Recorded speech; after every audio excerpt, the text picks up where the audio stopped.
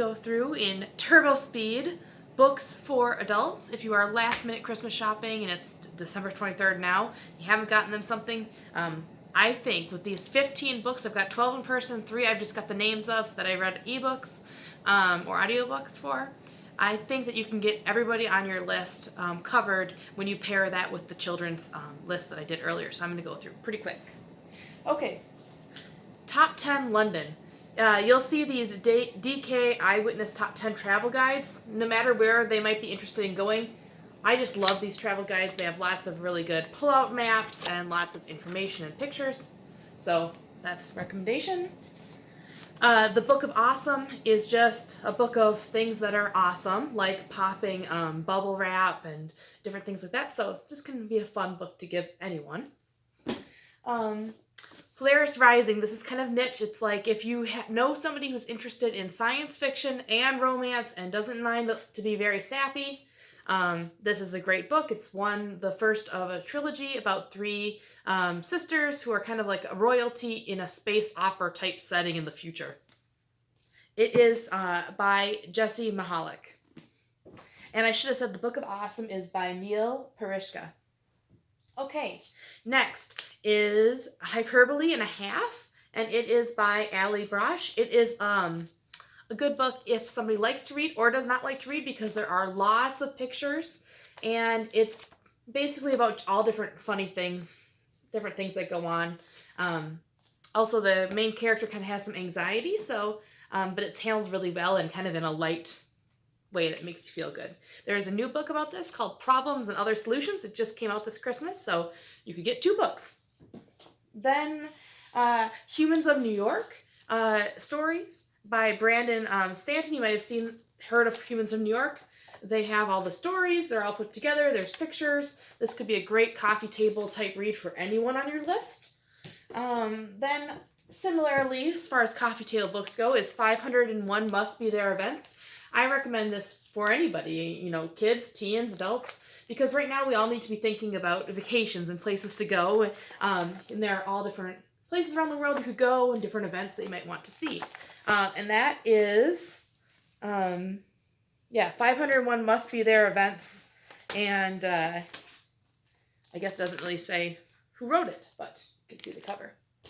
Okay, another thing that is really cool that my brother's girlfriend gave us last Christmas is Mixtape Potluck by Questlove. It is a bunch of different recipes, and each recipe is submitted by a star, and that person has written what music you should listen to while you make the recipe, which is a lot of fun.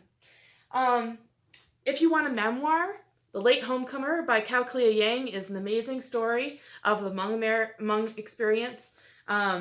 And she now lives in Minnesota, and she's a wonderful speaker. So this is a really good book.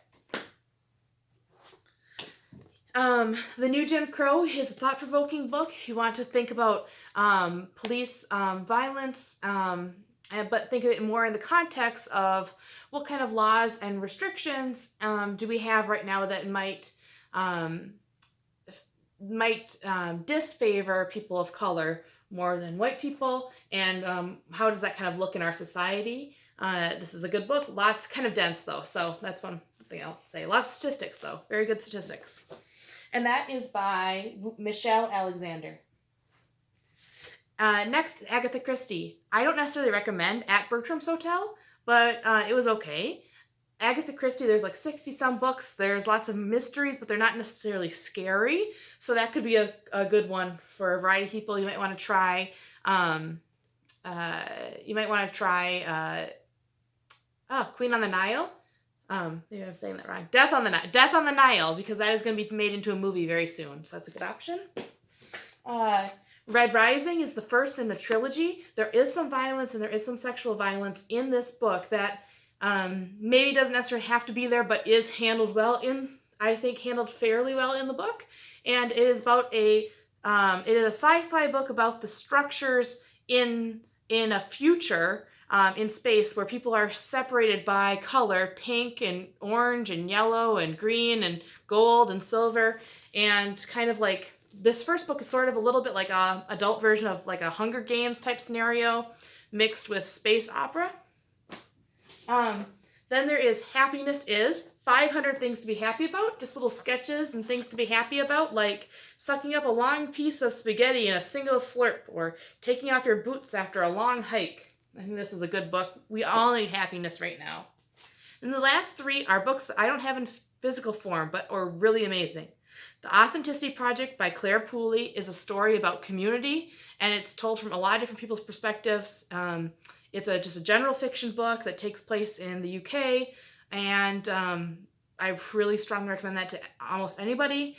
Beach Read, if you like a little romance, is about two authors who kind of have a shared past who end up being at these beach homes and fall in love. And then Anxious People is my favorite book this year by Frederick Bachman.